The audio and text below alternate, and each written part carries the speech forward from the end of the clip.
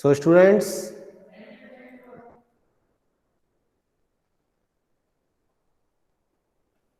"17 students have come." So our attendance pattern will be the same as yes, our attendance pattern will be same as that of earlier. I told you, now I am not marking the attendance, just I am starting the class, and in the last 10 minutes I will take the snapshot of your names which are appearing to the right corner to me. You can also see.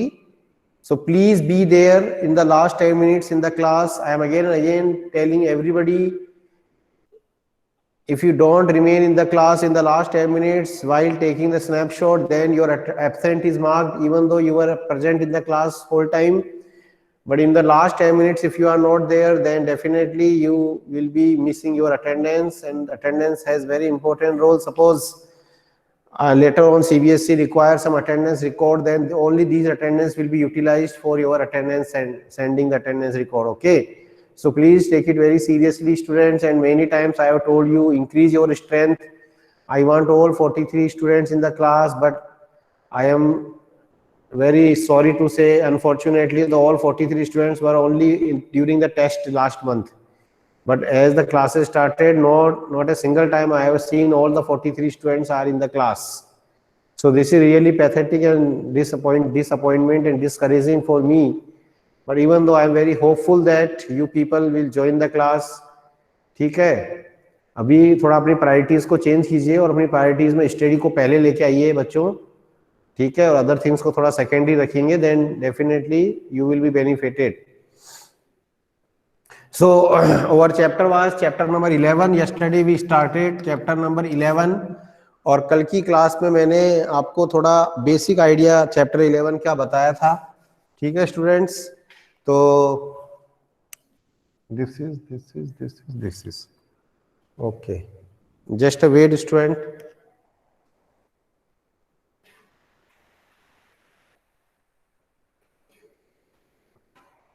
Yes. Now, yes, one more, just a minute. I am just arranging the camera.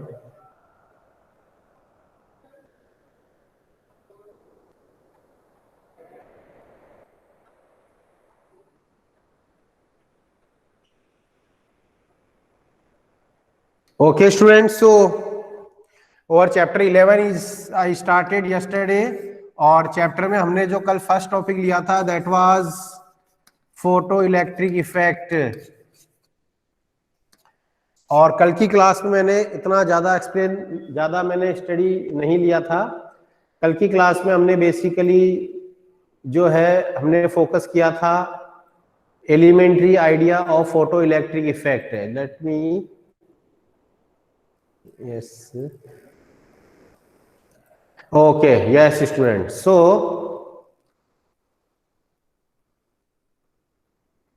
yes, so now students, photoelectric effect मतलब कोई भी metal surface हमारे पास था और उस metal surface के ऊपर एक डेफिनेट फ्रीक्वेंसी या उससे ज्यादा फ्रीक्वेंसी के रेडिएशंस यदि इंसिडेंट हो जाते हैं, देन उस मेटल सरफेस से जो फ्री इलेक्ट्रॉन्स होते हैं वो फ्री इलेक्ट्रॉन्स जो होते हैं वो एमिट होना स्टार्ट कर देते हैं. The free electron start emitting from that free surface. और यदि उन इलेक्ट्रॉन्स को अपन क्या कर दे, कंडक्टिंग पाथ दे दे, then we say that the electric current starts flowing in the circuit. So this phenomena is called as photoelectric effect. Radiation के इंसिडेंट होने से जो इलेक्ट्रॉन निकल के आते हैं मेटल सरफेस से, उन मेटल सरफेस से निकलकर आने वाले इलेक्ट्रॉन्स को अपन क्या बोलते हैं बच्चों, फोटो इलेक्ट्रॉन्स. और इन फोटो इलेक्ट्रॉन्स को एक डेफिनेट पाथ देने पर इनके कारण जो फोटो इलेक्ट्रिक करंट पास होती है सर्किट में, that photo electric current is called as that electric current is called as the photocurrent. दो टर्म्स मैंने आपको यह बताई थी, थ्रेशोल्ड फ्रीक्वेंसी और थ्रेशोल्ड वेवलेंथ. क्लियर?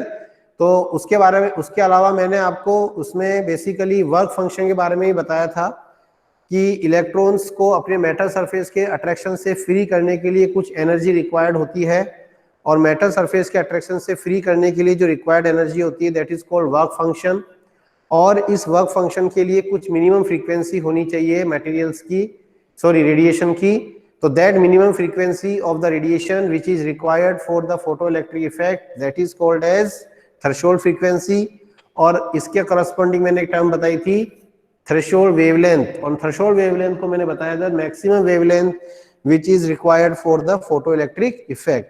तो स्टूडेंट्स इतनी बातें हम कल कर चुके थे and I am very happy that 30 students are there, more 13 students are more to come. I hope that maximum student will come. जल्दी जल्दी आप ज्वाइन करें स्टूडेंट्स। न्यू चैप्टर है, कल हमने स्टार्ट किया और कल हमने इतना कोई ज्यादा नहीं पढ़ाया, आज हम इसमें मेन बात स्टडी करेंगे। तो स्टूडेंट्स एक बात ध्यान रखिएगा कि फोटो इलेक्ट्रिक इफेक्ट को वेव थ्योरी जो है वो एक्सप्लेन नहीं कर पाई थी। जो वेव था मतलब लाइट को जब इलेक्ट्रोमैग्नेटिक वेव कंसीडर करके चलते हैं तो हम फोटो इलेक्ट्रिक इफेक्ट को एक्सप्लेन नहीं कर सकते हैं। यानी कि फोटो इलेक्ट्रिक इफेक्ट को एक्सप्लेन करने के लिए हमें लाइट का क्वांटम प्रिंसिपल यानी वो फोटोन बताया था प्लैंक ने कि लाइट जो है वो एनर्जी के पैकेट और बंडल्स के फॉर्म में जाती है, और स्मॉलेस्ट एनर्जी पैकेट और स्मॉलेस्ट एनर्जी बंडल को अपन क्या बोलते हैं, फोटोन बोलते हैं। और एक फोटोन की जो एनर्जी होती है वो E equals to h nu होती है। तो स्टूडेंट्स एक बात ध्यान रखने वाली बात है, E equals to h nu, it is the energy of photon we can take. यानी यदि हमको फोटोन की एनर्जी इंक्रीज करनी है तो हमें क्या कर देनी है, उसकी फ्रीक्वेंसी को इंक्रीज करना होगा। लाइट के जो वाइब्रेशंस है उसकी फ्रीक्वेंसी को इंक्रीज करना होगा। अब यहाँ पे जो मॉडर्न फिजिक्स है, जो क्वांटम थ्योरी है, उसके अकॉर्डिंग में जो इंटेंसिटी है उसका अलग मतलब होता है। Intensity has different meaning in modern physics in quantization principle. मतलब जब हम वेव थ्योरी बताते हैं, मतलब जब हम लाइट को इलेक्ट्रोमैग्नेटिक वेव के रूप में रिप्रेजेंट करते हैं तो वहां पर इंटेंसिटी को हम क्या बोलते हैं, energy of the wave per unit area per unit time. ये मैंने आपको इलेक्ट्रोमैग्नेटिक वाले चैप्टर में एक्सप्लेन किया था नहीं किया था, कि whenever the light radiation or in electromagnetic wave propagates, then the energy of the wave per unit area per unit time is called as the intensity। लेकिन जब हम लाइट के क्वांटम प्रिंसिपल को स्टडी करते हैं, फोटोन थ्योरी को study करते हैं, तो लाइट के क्वांटम प्रिंसिपल या फोटोन थ्योरी को जब हम एक्सप्लेन करते हैं तो वहां पर इंटेंसिटी और एनर्जी अलग अलग टर्म को रिप्रेजेंट करेंगे।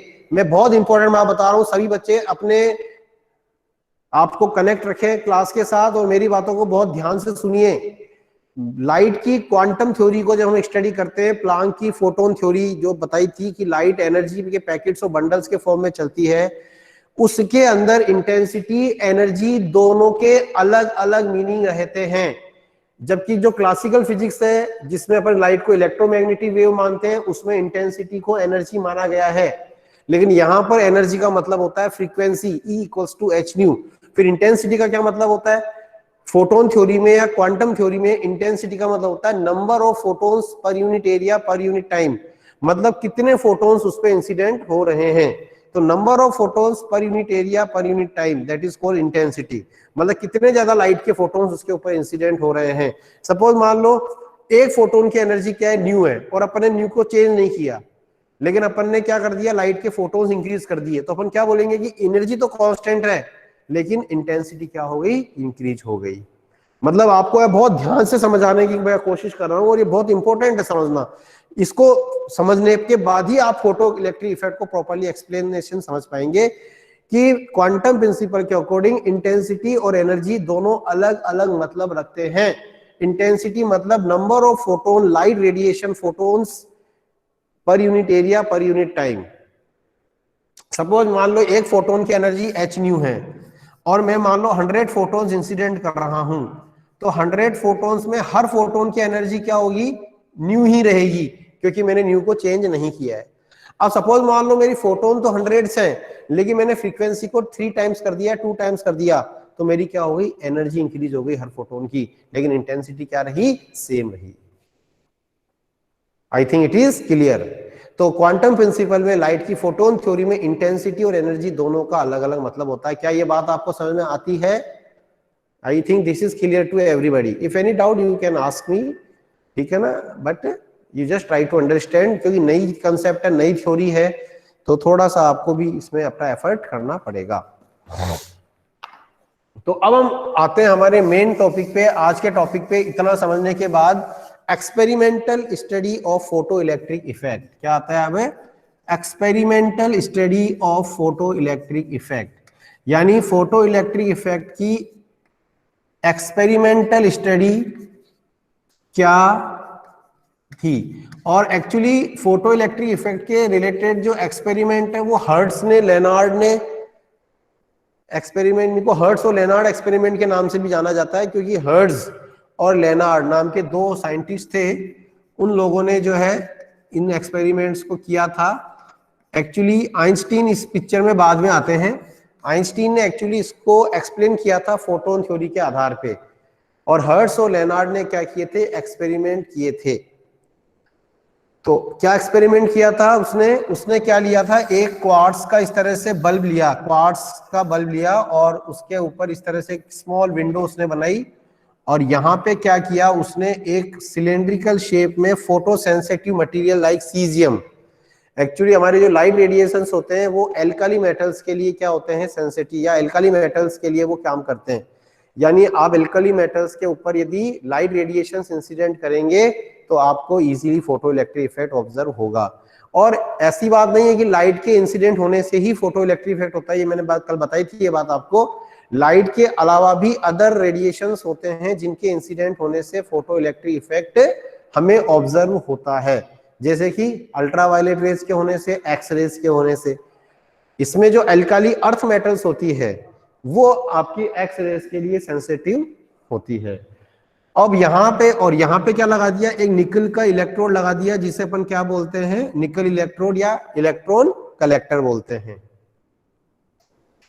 अब यहाँ पे क्या किया गया है? इस तरह से एक अरेंजमेंट लगाया गया है, 4 डॉट्स, इसको बोलते हैं कम्यूटेटर। इस अरेंजमेंट को क्या बोलते हैं बच्चों? कम्यूटेटर। अब what is commutator? Commutator means, commutator ऐसा डिवाइस होता है जो टर्मिनल्स की पोलैरिटी को क्या कर देता है? चेंज कर देता है। इनिशियली सपोज मान लीजिए नेगेटिव है और ये पॉजिटिव है, अब हम कम्यूटेटर के एंड्स को रोटेट कर देते हैं तो ये टर्मिनल्स क्या हो जाते हैं? वायर के चेंज हो जाते हैं बैटरी के रेस्पेक्ट में। तो ये टर्मिनल चेंज हो जाने से यहाँ पे पोलैरिटी भी क्या हो जाती है? चेंज हो जाती है। ठीक है बच्चों। और यहाँ पे फिर हम क्या लगाएंगे? ये आपके हो गए। इसके बाद हम लगाएंगे यहाँ पे एक्सीलरेटिंग वोल्टेज। ये एक्सीलरेटिंग वोल्टेज, ये जैसे पॉजिटिव है तो स्टार्टिंग में ये पॉजिटिव हो गया। आई think it is visible, yes it is visible I think. और ये एक्सीलरेटिंग वोल्टेज है, this is accelerating voltage V। ठीक है। और यहाँ पे इस वोल्टेज को चेंज करने के लिए एक वेरिएबल रेजिस्टर अपन ने लगाया है, वेरिएबल रेजिस्टर। और यहाँ पे सीरीज में अपन ने क्या लगा दिया? एक माइक्रो एमीटर लगा दिया है। ये इनिशियली नेगेटिव है, देखो ये नेगेटिव है।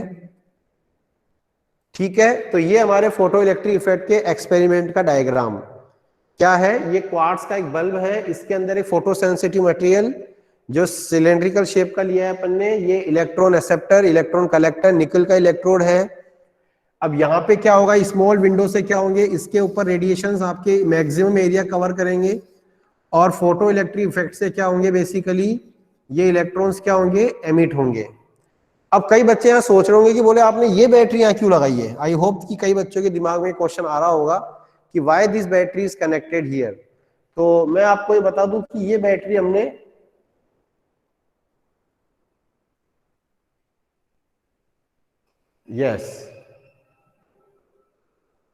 हार्दिक चौहान आए हैं आज क्लास में बहुत दिनों बाद, और हार्दिक चौहान पूछ रहे हैं कि एक बार और एक्सप्लेन कर दो। ठीक है, देखते हैं। तो हार्दिक चौहान अभी सब कुछ अब एक्सप्लेन कर रहे हैं, डोंट वेरी। अभी क्या रनिंग में है सारी बातें, आप चिंता मत करिए, आपको समझ में आ जाएगा। ठीक है ना, क्या कि आप बहुत दिनों बाद क्लास में आए हैं ना, तो इसलिए थोड़ा सा आपको हो सकता है कि प्रॉब्लम आएगी, लेकिन धीरे धीरे आप stay tuned, then your problem will be resolved. तो कई बच्चे सोच रहे होंगे कि यहाँ पे ये बैटरी या वोल्टेज मैंने क्यों लगाई है। देखो यहाँ पे क्या होगा, ये मेरा क्वार्ट्ज का बना हुआ बल्ब है, ये माइक्रोमीटर क्यों लगाया? देखो फोटो इलेक्ट्रिक इफेक्ट होगा फोटो इलेक्ट्रिक इफेक्ट होगा मतलब मेटल सरफेस पे रेडिएशन जाएगा। ये आपका लाइट रेडिएशन है, अपन रेडिएशन लिख देते हैं जनरल। ये रेडिएशन फोटोन क्या होगा, इस पे इंसिडेंट होगा, इससे फोटो इलेक्ट्रॉन निकलेंगे। अब उन फोटो इलेक्ट्रॉन्स को क्या हम देख सकते हैं, हम उन फोटो इलेक्ट्रॉन को नहीं देख सकते हैं। तो हमें कैसे पता लगेगा कि फोटो इलेक्ट्रिक इफेक्ट नाम की कोई फिनोमिना यहाँ हो रही है? तो हमें क्या करना पड़ेगा, उन फोटो इलेक्ट्रॉन्स को एक कंडक्टिंग पाथ देके करंट पास करना पड़ेगा, क्योंकि हम करंट को डिटेक्ट कर सकते हैं। तो ये माइक्रोमीटर उस फोटो इलेक्ट्रॉन्स के फ्लो होने के कारण जो फोटो इलेक्ट्रिक करंट डेवलप होगी ना, उस फोटो इलेक्ट्रिक करंट को डेवलप करने के लिए यहाँ पे अपन ने लगाया है। ठीक है स्टूडेंट्स, किसको लगाया, माइक्रो एमीटर को। This micro ammeter here arrange to detect the photo electric current. Commutator क्यों लगाया, ये भी थोड़ी देर बाद समझ में आ जाएगा। कम्यूटेटर मतलब ज्यादा परेशान नहीं होना है इसको लेके, ये ऐसा डिवाइस होता है, कभी लैब में आओगे तो हम दिखा देंगे, आपको पढ़ा है हमारे लैब में। ये टर्मिनल्स की पोलैरिटी को चेंज कर देता है, यानी ये पॉइंट्स आपके क्या हो जाते हैं, इंटरचेंज हो जाते हैं। तो ये नेगेटिव की जगह पॉजिटिव हो जाता है ये वाला, और ये पॉजिटिव नेगेटिव हो जाता है। अब ये वोल्टेज सोर्स की बात चल रही थी, बोले ये क्यों लगाया, यहाँ तो फोटो इलेक्ट्रिक करंट, तो ये फोटो इलेक्ट्रॉन से कारण फ्लो हो रही है। इसीलिए भी थोड़ी देर पहले मैंने इसको नाम दिया था एक्सीलरेटिंग वोल्टेज, यानी इस वोल्टेज का काम करंट पास करना नहीं है, ये केवल क्या करेगा, फोटो इलेक्ट्रॉन्स को एक्सीलरेट करेगा ताकि वो इस एनोड तक पहुंचे और सर्किट क्या हो जाए, कंप्लीट हो जाए। मेरे कहने का क्या मतलब हुआ, एक्चुअली स्टूडेंट्स क्या होता है कि जब अपन फोटो इलेक्ट्रिक इफेक्ट में रेडिएशन इंसिडेंट करते हैं मेटल सरफेस के अंदर, है ना, तो वो इलेक्ट्रॉन्स जो होते हैं वो मेटल आपके एनर्जेटिक इलेक्ट्रॉन्स होते हैं, आउटर मोस्ट शेल के इलेक्ट्रॉन्स होते हैं, लेकिन जब भी वो निकल के आते हैं तो सभी इलेक्ट्रॉन्स की जो काइनेटिक एनर्जी होती है वो सेम नहीं होती है। आई रिपीट, सभी इलेक्ट्रॉन्स की जो काइनेटिक एनर्जी है वो सेम नहीं होती है, यानी कुछ इलेक्ट्रॉन तो इतने एनर्जेटिक निकल के आते हैं कि वो अपनी खुद की एनर्जी से ही एनोड तक पहुंच जाते हैं, लेकिन ऐसा सभी इलेक्ट्रॉन्स के साथ नहीं हो पाता। क्या बोला मैं, all the electrons are not so much energetic that so they can reach the anode due to their own energy, कि वो अपनी खुद की एनर्जी से एनोड तक जा सके, इतनी एनर्जी उनके पास नहीं होती। तो यदि वो इलेक्ट्रॉन एनोड तक नहीं पहुंचेंगे तो सर्किट कंप्लीट नहीं होगा, और ये हमारा माइक्रोमीटर डिफ्लेक्शन ही देगा, तो हमारा फोटो इलेक्ट्रिक इफेक्ट डिटेक्ट नहीं होगा। तो इसीलिए जो भी फोटो इलेक्ट्रॉन्स यहाँ निकल रहे हैं, और वो फोटो इलेक्ट्रॉन जिनके पास एनोड तक जाने की सफिशिएंट एनर्जी नहीं है, उन इलेक्ट्रॉन्स को काइनेटिक एनर्जी देने के लिए ये एक्सीलरेटिंग वोल्टेज यहां लगाया गया है। आई बात समझ में, इस वोल्टेज का क्या रोल है यहाँ पे? कई बच्चे को में बहुत कंफ्यूजन रहता है कि जब आप फोटो इलेक्ट्रॉन करंट बता रहे हो तो ये वी क्यों लगा रहे हो? करंट, इसका काम करंट पास करना नहीं है, करंट पास तो फोटो इलेक्ट्रॉन्स के कारण हो रही है, अदरवाइज फोटो इलेक्ट्रिक इफेक्ट पढ़ने का मतलब ही क्या रहा? समझ में आ रही मेरी बात? फोटो इलेक्ट्रॉन्स के कारण फोटो इलेक्ट्रिक करंट पास हो रही है, लेकिन इस वोल्टेज का काम है उन निकलने वाले फोटो इलेक्ट्रॉन्स को हाई वेलोसिटी तक एक्सीलरेट करना। क्या करना? हाई वेलोसिटी तक एक्सीलरेट करना, ताकि वो कहां पहुंच जाए, एनोड तक पहुंच जाए। I think now all the doubts are clear, and Hardik Chauhan also feeling comfortable, I hope so that, otherwise I will explain again, no problem. ठीक है, कोई जल्दीबाजी नहीं है स्टूडेंट्स, ऑलरेडी हम आगे चल रहे हैं, हमारा कोर्स कंप्लीट हो जाएगा टाइम पे एकदम। ठीक है, कोई प्रॉब्लम वाली बात नहीं है, हमारी सिचुएशन अच्छी है एज कंपेयर टू अदर्स। तो स्टूडेंट्स यहाँ पे अब देखो हम इसको डिस्कस करते हैं वन बाय वन। देखो, तो मैंने यहाँ पे दो टर्म बताई थी आपको, एक तो इंटेंसिटी को ध्यान से समझना है बच्चों, ये समझने का है पूरा, और एक टर्म मैंने बताई थी फ्रीक्वेंसी ऑफ रेडिएशन। अभी बताई थी मैंने, फ्रीक्वेंसी किससे रिलेटेड है? एनर्जी से रिलेटेड है, यानी हमारी फ्रीक्वेंसी हमारी ज्यादा है तो एनर्जी भी ज्यादा होगी, और इंटेंसिटी मतलब नंबर ऑफ फोटोन्स इंसिडेंटिंग, हम यह मान रहे हैं कि लाइट फोटोन्स के रूप में आ रही है, एनर्जी पार्टिकल के फॉर्म में आ रही है। पहले स्टेप पे अपन स्टडी कर रहे हैं, मैं एकदम स्टेप बाय स्टेप बता रहा हूं इफेक्ट ऑफ वोल्टेज। सबसे पहले मैं बता रहा हूं इफेक्ट ऑफ एक्सीलरेटिंग वोल्टेज। सबसे पहले मैं क्या एक्सप्लेन कर रहा हूं? Effect of accelerating voltage. ध्यान से समझिए, इसमें क्या कर देता हूं मैं, इंटेंसिटी को और फ्रीक्वेंसी दोनों को मैं क्या मान लेता हूं? कांस्टेंट मान लेते हैं। क्या मान लेते हैं? इंटेंसिटी और फ्रीक्वेंसी दोनों को अपन क्या मान लेते हैं? कांस्टेंट मान लेते हैं।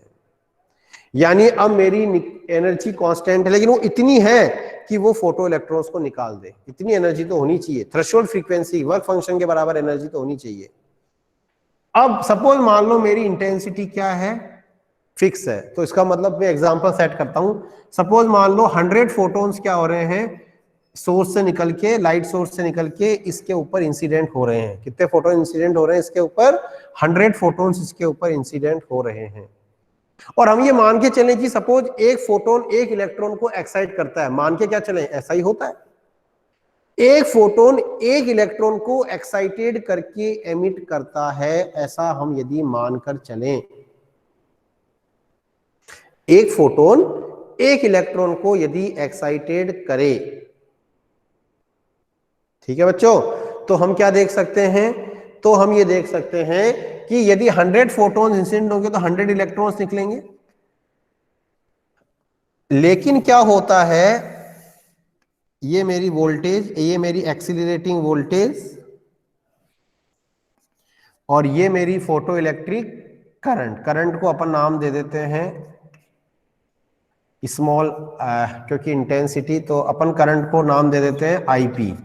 IP is the photo electric current. IP is the photo electric current, P for photo electric.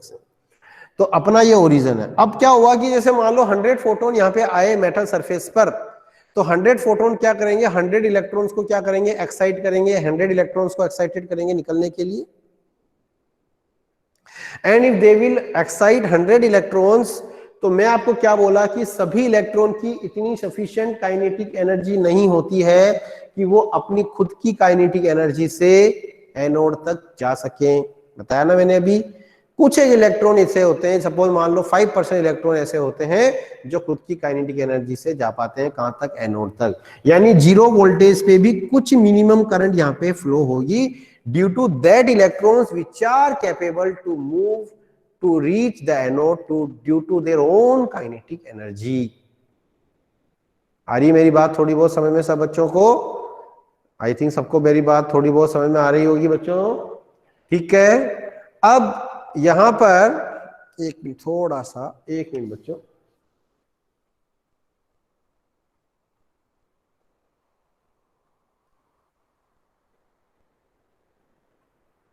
Yes, now it is better I think. Yes, थोड़ा मैंने कैमरा एडजस्ट किया था। ओके, तो अब क्या कह रहे हैं कि सपोज मान लो 100 इलेक्ट्रॉन्स यहां पे आ रहे हैं, तो 100 में से 5% तो अपनी काइनेटिक एनर्जी से एक्सेलरेट होके पहुंच गए, और इसलिए हम कह रहे हैं कि जीरो वोल्टेज पे भी कुछ करिए वोल्टेज के एक्सेस से। ये नेगेटिव वोल्टेज को भी हम बाद में डिस्कस करेंगे, इसको भी हम नहीं देख रहे हैं नेगेटिव वोल्टेज का क्या कंसेप्ट है, छोड़ो उसको। अभी हम केवल पॉजिटिव की बात कर रहे हैं। अब यहाँ पे क्या होगा कि जो रिमेनिंग 95% इलेक्ट्रॉन्स है वो अपनी काइनेटिक एनर्जी से नहीं पहुंच पा रहे एनोड तक, तो इलेक्ट्रिक करंट कैसे फ्लो होगी फिर पूरी पूरी? तो इसलिए ये एक्सेलरेटिंग वोल्टेज हम यहाँ से इंक्रीज करेंगे। ये एक्सीलरेटिंग वोल्टेज जैसे जैसे इंक्रीज करेंगे तो इसके बीच में जो एक्सीलरेटिंग वोल्टेज है वो 95% इलेक्ट्रॉन्स को क्या करेगी, काइनेटिक एनर्जी देगी। और ये काइनेटिक एनर्जी जब उसको देगी तो due to this kinetic energy they will be able to reach the anode. और इसका मतलब जैसे जैसे हम पोटेंशियल इंक्रीज करेंगे वैसे वैसे करंट आपकी इंक्रीज होगी होती होती, लेकिन एक टाइम के बाद हम क्या देखेंगे कि ये ग्राफ आपका क्या हो जाएगा, आफ्टर वन टाइम, एक टाइम के बाद ये ग्राफ आपका क्या हो जाएगा, सैचुरेट हो जाएगा, यानी मैक्सिमम हो जाएगा। और बिल्कुल ये बात सही है। स्टार्टिंग में जीरो वोल्टेज पे भी कुछ करंट थी, फिर जैसे जैसे मैंने एक्सीलरेटिंग वोल्टेज इंक्रीज किया वैसे वैसे मेरी फोटो इलेक्ट्रिक करंट भी इंक्रीज होते होते एक पर्टिकुलर पॉइंट पे फोटो इलेक्ट्रिक करंट आपकी मैक्सिमम हो गई, और उसके बाद आप भले ही वोल्टेज बढ़ा रहे हैं लेकिन फोटो इलेक्ट्रिक करंट इंक्रीज नहीं हो रही है। बिल्कुल सही बात है, क्योंकि अपन ने क्या कर दिया, इंटेंसिटी को फिक्स कर रखा है। यानी अपन ने बोल रहे हैं कि भाई 100 फोटोन इसके ऊपर गिर रहे हैं, और 100 फोटोन अपने मान रहे हैं एक फोटोन एक इलेक्ट्रॉन निकाल रहा है, तो 100 इलेक्ट्रॉन निकल रहे हैं। इस वोल्टेज का काम केवल उन इलेक्ट्रॉन्स को काइनेटिक एनर्जी देना है। जब सभी इलेक्ट्रॉन्स को ये काइनेटिक एनर्जी दे देगा तो सिस्टम में सारे इलेक्ट्रॉन्स क्या करने लग जाएंगे, फ्लो करने लग जाएंगे, क्योंकि यहां से तो निकलने वाले इलेक्ट्रॉन्स फिक्स है, यहां से तो 100 इलेक्ट्रॉन्स ही निकल के आ रहे हैं ना। तो इसका काम इलेक्ट्रॉन निकालना नहीं है, इलेक्ट्रॉन निकालना किसका काम है? रेडिएशन का काम है। रेडिएशन की इंटेंसिटी अपन ने क्या कर दी? फिक्स कर रखी है। रेडिएशन की इंटेंसिटी अपन ने फिक्स कर दी, तो यहां से फिक्स नंबर ऑफ इलेक्ट्रॉन निकल के आएंगे। इसका काम केवल उन निकले हुए इलेक्ट्रॉन्स को काइनेटिक एनर्जी देना है। तो ये काइनेटिक एनर्जी सभी इलेक्ट्रॉन्स को दे देगा, तो उसके बाद करंट आपकी क्या हो जाएगी? सैचुरेट हो जाएगी। भले आप उसके बाद आप वोल्टेज बढ़ाओ, करंट नहीं बढ़ेगी, क्योंकि जितने इलेक्ट्रॉन्स निकले थे वो सभी सर्किट में फ्लो हो गए। करंट मैक्सिमम, करंट क्या होता है? Rate of flow of charge, और Q equals to any number of electron तो फिक्स है ना निकलने वाले मेटल सरफेस से। बताइए आपको ये बात समझ में आती है? तो ग्राफ का ये बिहेवियर सबको क्लियर? इसमें कोई डाउट किसी को? बहुत ही एकदम मैं बहुत ही सिंपल वर्ड से समझा रहा हूं। फोटो इलेक्ट्रिक इफेक्ट मतलब ये ग्राफ का बिहेवियर मैं एक्सप्लेन करना चाह रहा हूं कि अपन ने जब तक इंटेंसिटी को फिक्स रख रखा है तब तक स्टार्टिंग में धीरे धीरे वोल्टेज इंक्रीज करने पर फोटो इलेक्ट्रिक करंट इंक्रीज करना स्टार्ट होती है, लेकिन एक पर्टिकुलर वोल्टेज पर ये इंक्रीज सैचुरेट हो जाती है, मैक्सिमम हो जाती है। तो इसके मैक्सिमम होने को हम कैसे एक्सप्लेन करेंगे? बता दिया मैंने, because voltage provide only the kinetic energy, only acceleration to the emitted electrons which are not capable to move with due to their own kinetic energy. And when this kinetic energy is provided by the voltage to the all electrons, then the current in the circuit become maximum, and we say that the saturated current is flowing in the circuit. I think it is clear to everybody. अब हम क्या करते हैं? अब हम देखते हैं intensity effect. अगले टर्म में हम क्या करते हैं? नाउ व्हाट आई डू, अब हम क्या कर देते हैं अगले इफेक्ट में? इंटेंसिटी को क्या कर देते हैं? इंक्रीज कर देते हैं। ये मेरा आईपी है, that is photo electric current, ठीक है। पीएच मतलब फोटो इलेक्ट्रिक, पीई कर दो, फोटो इलेक्ट्रिक करंट, ठीक है। पीई करंट मतलब फोटो इलेक्ट्रिक करंट, ठीक है। अब अपन क्या कर सकते हैं? अब अपन क्या करते हैं? इंटेंसिटी को इंक्रीज कर देते हैं, फ्रीक्वेंसी को सेम रखते हैं। अभी भी फ्रीक्वेंसी क्या है हमारी? फ्रीक्वेंसी हमारी कांस्टेंट है, सेम है। अब अपन इंटेंसिटी को क्या कर देते हैं? इंक्रीज कर देते हैं। तो जब अपन इंटेंसिटी को इंक्रीज कर देते हैं तो अब इसका मतलब पहले हम सपोज मान लो 100 फोटोन इंसिडेंट कर रहे थे, तो सपोज मान लो अपन इंटेंसिटी को डबल कर देते हैं तो हम 200 फोटोन इंसिडेंट कर रहे हैं। अरे इंटेंसिटी का मतलब यही तो बोला मैंने, number of photons per unit area per unit time. Quantum theory मैंने बताया था फोटोन की एनर्जी और इंटेंसिटी दोनों अलग अलग बातें हैं। ये बात आपको बहुत अच्छी तरह से दिमाग में रखनी है मेरे बच्चों, ठीक है ना। तो यहां पर अब मैं 100 फोटोन की जगह मैंने 200 फोटोन इंसिडेंट कर दिए, तो 200 फोटोन इंसिडेंट कर दिए तो 200 इलेक्ट्रॉन निकल के आ गए, तो नंबर ऑफ इलेक्ट्रॉन इंक्रीज हो गए, और नंबर ऑफ इलेक्ट्रॉन इंक्रीज हो गए तो क्या करेगा? अब की बार ये वोल्टेज क्या करेगा? 200 को काइनेटिक एनर्जी देगा। अरे भैया इसका काम तो काइनेटिक एनर्जी देना है, चाहे 100 इलेक्ट्रॉन्स हो चाहे 200 इलेक्ट्रॉन्स हो, इसका काम तो काइनेटिक एनर्जी देना है। तो अब की बार क्या होगा? इस एनोड तक 200 इलेक्ट्रॉन सर्किट में फ्लो हो जाएंगे। तो डेफिनेटली आप क्या देख रहे हैं कि मैंने यदि इंटेंसिटी को डबल कर दिया तो मेरी फोटो इलेक्ट्रिक करंट भी डबल हो गई, मेरी फोटो इलेक्ट्रिक करंट भी क्या हो गई? इंक्रीज हो गई। देखो कैसे, ये मेरी इंटेंसिटी पहले क्या थी? I1 थी, अपन यहाँ पे इंटेंसिटी को I मान रहे हैं और फोटो इलेक्ट्रिक करंट को IP मान रहे हैं। थोड़ा सिंबल्स का ध्यान दे बच्चों, इंटेंसिटी और फोटो इलेक्ट्रिक करंट दोनों को अपन I से शो कर रहे हैं मजबूरी में, लेकिन I मैंने केवल I लिखता हूं तो दैट इज इंटेंसिटी, केवल मैं I लिखता हूं तो दैट इज इंटेंसिटी, और मैं IP लिख देता हूं तो that is photo electric current. Clear बच्चों? तो दैट इज, अब मैंने इंटेंस फ्रीक्वेंसी को बढ़ा के क्या कर दिया? सॉरी इंटेंसिटी को, नॉट फ्रीक्वेंसी को, इंटेंसिटी को बढ़ा के मैंने इंक्रीज कर दिया। I1 I2 is greater than I1। पहले इंटेंसिटी I1 थी, लेट अस से 100 फोटोन्स पर सेकंड, अब इंटेंसिटी इंक्रीज करके मैंने I2 कर दिया, दैट इज 200 फोटोन्स पर सेकंड। अब मैंने इंटेंसिटी को इंक्रीज करके I2 कर दिया, तो मेरी देखो फोटो इलेक्ट्रिक करंट की सैचुरेशन वैल्यू इंक्रीज हो गई नहीं हो गई? पहले यहीं तक सैचुरेट हो रही थी फोटो इलेक्ट्रिक करंट, अब फोटो इलेक्ट्रिक करंट यहां तक सैचुरेट हो जाएगी। हो रही नहीं हो रही है? ये उसको थोड़ा सैचुरेट दिखाना होता है आपको इस तरह से, लाइक दिस, इसको भी सैचुरेट दिखाना है। तो ये फोटो इलेक्ट्रिक करंट की सैचुरेशन वैल्यू इंक्रीज हो गई। अब इंटेंसिटी और हायर कर दो 300 फोटोन्स, तो ये इंटेंसिटी और इंक्रीज हो जाएगी, फोटो इलेक्ट्रिक करंट इंक्रीज हो जाएगी। यानी कि मेरा कंक्लूजन ये निकला कि फोटो इलेक्ट्रिक इफेक्ट के अंदर जो फोटो इलेक्ट्रिक करंट होता है बच्चों, that photo electric current is the function of intensity of radiation. ये मैं आपको यहां समझाना चाह रहा था कि फोटो इलेक्ट्रिक इफेक्ट के अंदर जो फोटो इलेक्ट्रिक करंट है that is directly proportional to the intensity of radiation. यानी हमें यदि फोटो इलेक्ट्रिक करंट इंक्रीज करनी है तो हमें क्या इंक्रीज कर देना चाहिए, इंटेंसिटी इंक्रीज कर देनी चाहिए। एनर्जी इंक्रीज करने से नहीं होगा कुछ भी करंट पे इफेक्ट। तो we can write photo electric current, it is directly proportional to the intensity of radiation. It is directly proportional to the intensity of a radiation in photoelectric effect. इसलिए यहाँ पे एक अलग से ग्राफ भी अपन यहाँ शो कर सकते हैं। A separate graph we can draw here. मैं इसको थोड़ा ऊपर बना देता हूँ बिकॉज ये डायग्राम मैं मिटा नहीं सकता। I can not rub this diagram right now because it will used in further concept. अब ये टॉपिक पूरा नहीं हुआ है क्योंकि, तो स्टूडेंट ये तो हमारी हो गई इंटेंसिटी। ये आई मैंने क्या लिखा है, इंटेंसिटी वाला, और इधर मैं ले रहा हूं आईपी मतलब वही फोटो इलेक्ट्रिक करंट। तो अभी अपन ये ग्राफ प्लॉट करें तो ये ग्राफ कैसा मिलेगा, स्ट्रेट लाइन। अब अपन ने यहाँ पे कौन सी करंट ली है, ये जो सैचुरेट करंट की वैल्यूज है ना, ये वाली वैल्यूज अपन ने यहाँ पे उठा के जा रहे हैं। अपन ने क्या कर लिया, हर इंटेंसिटी पे सैचुरेट करंट उठा लिया। I1 पे सैचुरेट करंट, I2 पे सैचुरेट करंट, I3 इंटेंसिटी पे सैचुरेट करंट, और अलग से फिर अपन ने क्या कर दिया, उन सैचुरेट करंट की वैल्यूज को इंटेंसिटी के रेस्पेक्ट में ग्राफ बनाया। तो अपन ने क्या मिला, straight line graph. This straight line graph clearly indicates that This straight line graph clearly indicates that in photoelectric effect, the photoelectric current is directly proportional to the intensity of radiation. Photoelectric current is the function of intensity. Photoelectric current जो होती है वो किसका function होती है, intensity का function होती है। फोटोइलेक्ट्रिक करंट जो होती है वो इंटेंसिटी पे डिपेंड करती है इन फोटोइलेक्ट्रिक इफेक्ट। तो आई थिंक यहाँ तक का डाउट किसी को नहीं होना चाहिए, किसी भी बच्चे को नहीं होना चाहिए यहाँ पे कोई डाउट। अभी तक मैंने क्या समझाया, वोल्टेज का इफेक्ट समझा दिया और इंटेंसिटी का इफेक्ट समझा दिया। वोल्टेज के इफेक्ट में क्या ध्यान रखना है, इस वोल्टेज का काम केवल एक्सीलरेटिंग वोल्टेज देना है। इलेक्ट्रॉन निकालने का काम तो रेडिएशन करता है।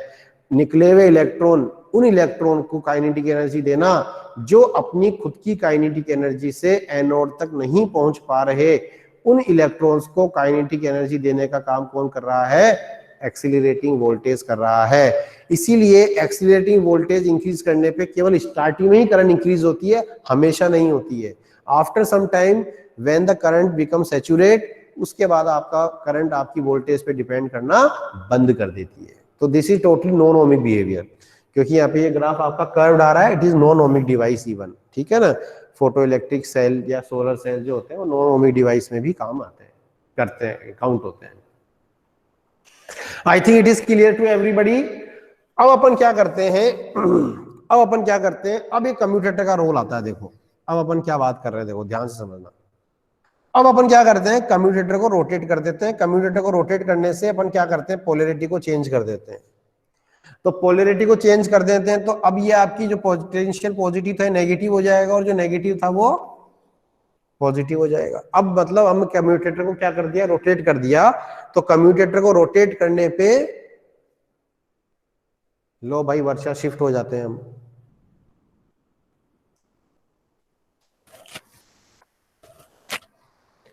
तो अपन ने क्या कर दिया कम्यूटेटर को क्या कर दिया, रोटेट कर दिया। कम्यूटेटर को क्या कर दिया, रोटेट कर दिया। मतलब अपन ने क्या कर दिया, पोलैरिटी चेंज कर दी। अब मेरा जो फोटो सेंसिटिव मटेरियल है, अब जो मेरा फोटो सेंसिटिव मटेरियल है वो पॉजिटिव पोटेंशियल पे आ गया, पहले वो नेगेटिव पे था। और जो मेरा निकल इलेक्ट्रोड है वो नेगेटिव पोटेंशियल पे आ गया, जो पहले पॉजिटिव इलेक्ट्रोड पे था। ठीक है। अब यदि मान लीजिए मैं वोल्टेज इंक्रीज करता हूं तो ये नेगेटिव पोलैरिटी इंक्रीज होगी। यानी अब जो सर्किट में आपके इलेक्ट्रॉन्स फ्लो हो रहे थे वो अब ये नेगेटिव बन गया। देखो मेरी बात बहुत ध्यान से सुनना, बहुत ध्यान से मेरी बात सुनो। अब हमने क्या कर दिया, कम्यूटेटर को रोटेट करके पोलैरिटी को चेंज कर दिया। ये पॉजिटिव की जगह नेगेटिव हो गया है और ये नेगेटिव की जगह पॉजिटिव हो गया है। अब यदि ये फोटो इलेक्ट्रॉन्स आपके सर्किट में इधर जाते हैं तो ये नेगेटिव इलेक्ट्रॉन्स भी नेगेटिव नेगेटिव में क्या होगा, क्या होगा नेगेटिव में,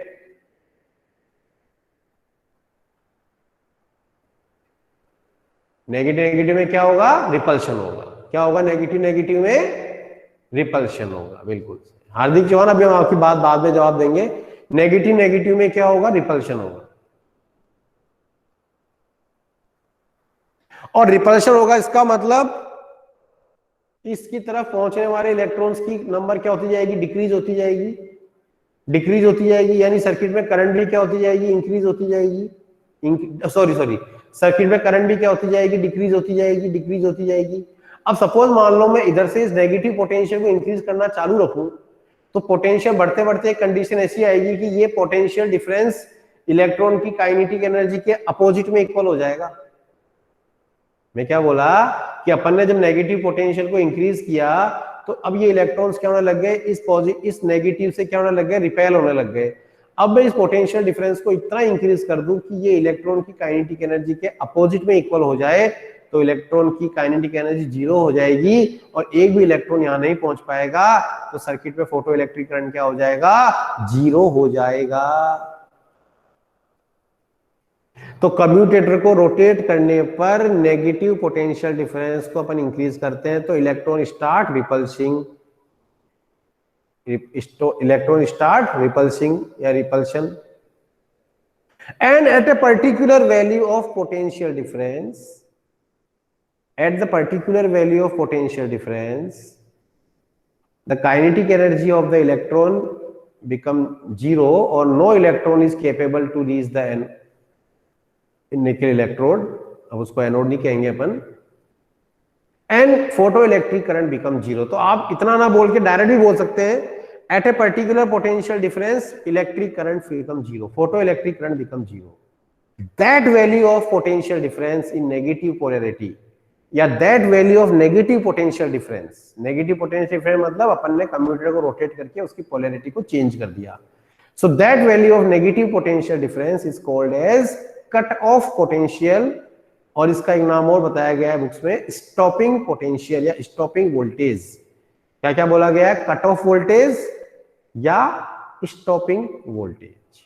ये मैं आपको स्टॉपिंग वोल्टेज समझा रहा था इतनी देर से, अब समझ में आया? ये कम्यूटेटर को रोटेट करने से लेकर अब तक की जो कंसेप्ट है वो क्लियर हुई होगी आपको।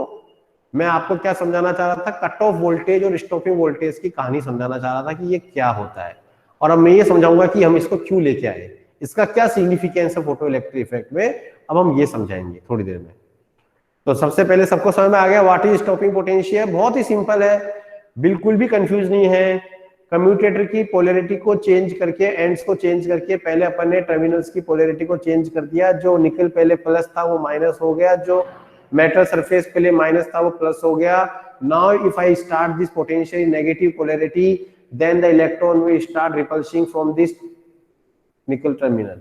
Then at the particular value of the negative potential difference, the electric current will become 0 due to the continuous repulsion of electron. And that value of potential difference in negative polarity at which that value of potential difference with negative polarity at which photoelectric current become 0, that is called as stopping potential, stopping voltage कह दो या cut off voltage. तो देखो graph दिख रहा है सबको, इसी ग्राफ को बना रहे हैं। ये ग्राफ अभी तक मैंने मिटाया नहीं, इसीलिए अभी देखो, इसलिए मैंने इसको जानबूझ के अभी तक नहीं मिटाया। देखो अब मैं क्या करूंगा, ये मेरी वोल्टेज 0 थी, अब मैं वोल्टेज को नेगेटिव में इंक्रीज करना चालू करूंगा। नेगेटिव इंक्रीज, अब देखो मेरी करंट 0 हो रही है, करंट 0 हो रही है, 0 होते होते ये अभी 0 नहीं हुई है, सॉरी, अब मेरी करंट डिक्रीज हो रही है, और डिक्रीज होते होते ये देखो, ये मेरी करंट डिक्रीज होते होते एक पर्टिकुलर वैल्यू पर जाके 0 हो जाती है। इसको अपन क्या बोलते हैं? Cut off voltage. This we note is called as, let us OP, this OP is called as cut off voltage. और इसका दूसरा नाम क्या है? Stopping voltage. और क्या बोलते हैं इसको बच्चों अपन? It is also called as stopping voltage. It is also called as stopping voltage, cut off voltage और स्टॉपिंग वोल्टेज। अब इसमें इंटरेस्टिंग बात क्या है? इंटरेस्टिंग बात इसमें यह है कि चाहे इंटेंसिटी I1 हो, चाहे इंटेंसिटी I2 हो, यदि एक्सपेरिमेंटली अपन देखें तो दोनों ही इंटेंसिटी के लिए ये स्टॉपिंग पोटेंशियल सेम मिलता है। ये थी बड़ी खतरनाक बात, ये थी वो बात जिसने पूरी फिजिक्स को बदल दिया, जिसने पूरी क्लासिकल फिजिक्स को चेंज कर दिया और एक तरह से उस टाइम में पूरी रिवॉल्यूशन मचा दी इसी बात ने। क्योंकि अपन बोल रहे हैं स्टॉपिंग पोटेंशियल, पोटेंशियल मतलब एनर्जी पर यूनिट चार्ज कह सकते हैं ना। अरे पोटेंशियल मतलब वर्क डन, वर्क डन मतलब एनर्जी, पर अपन उसे बोल देते हैं पोटेंशियल मतलब पर यूनिट चार्ज। ठीक है, पर यूनिट चार्ज ले लेते हैं। अब क्लासिकल फिजिक्स क्या मानती थी कि भाई लाइट एक इलेक्ट्रोमैग्नेटिक वेव है और उसकी इंटेंसिटी एनर्जी है। मतलब क्लासिकल फिजिक्स क्या बोलती थी कि रेडिएशन की इंटेंसिटी ही उसकी एनर्जी है, energy of radiation per unit time per unit area.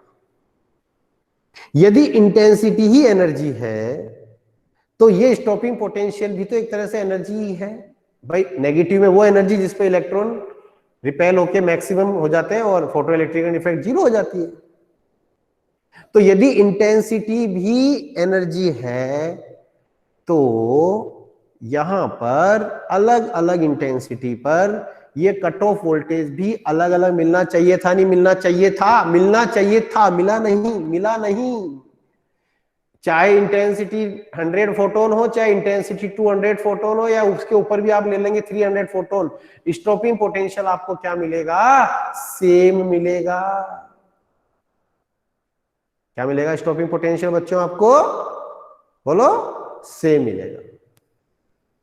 तो इस बात ने पूरी क्लासिकल फिजिक्स को फेल कर दिया कि भैया photo electric effect, classical physics मतलब इलेक्ट्रोमैग्नेटिक वेव मान के लाइट को हम फोटो इलेक्ट्रिक इफेक्ट नहीं समझा सकते। इसी पॉइंट पे आके अटक गई थी बात फोटो इलेक्ट्रिक इफेक्ट की। समझ में आ रही मेरी बात आपको? समझ में आ रही नहीं आ रही? बताओ, कुछ तो बोलो। जो मैं कह रहा हूं कि भाई फोटो इलेक्ट्रिक इफेक्ट का जो बड़ा अजीब सा नेचर है कि इसको समझाने के लिए पुरानी जितनी भी कंसेप्ट थी फिजिक्स की वो सारी फेल हो गई थी। इसको समझाने के लिए फिर प्लांक की जो नई उस टाइम के हिसाब से नई थी, आज तो वो भी पुरानी मानते हैं अपन। भाई फोटोन थ्योरी तो सब बच्चे जानते हैं, केमिस्ट्री में भी आप पढ़ते हो। उसको यूज किया गया, क्वांटम प्रिंसिपल को यूज किया गया फोटो इलेक्ट्रिक इफेक्ट को समझाने के लिए। क्योंकि लाइट की जो इलेक्ट्रोमैग्नेटिक वेव थ्योरी है वो आपकी फ्लॉप हो गई इसको समझाने में, तो वो इसीलिए फ्लॉप हुई। तो बोले फिर अब उसने क्या देखा कि यदि अपन इंटेंसिटी को इंक्रीज करें या डिक्रीज करें वो तो काम हमारा खराब हो गया। मतलब इंटेंसिटी को इंक्रीज करने से स्टॉपिंग पोटेंशियल पे कोई असर नहीं पड़ रहा। ये ग्राफ हमको इंडिकेट, और ये ग्राफ एक्सपेरिमेंटल ग्राफ है। देखो ये है एक्सपेरिमेंटल स्टडी। ये ग्राफ तो बकायदा एक्सपेरिमेंट करके बनाए गए हैं। ये ग्राफ तो बकायदा क्या करके बनाए गए हैं? एक्सपेरिमेंट करके बनाए हैं। तो these are the basically we can say the experimental graph. ठीक है ना बच्चों?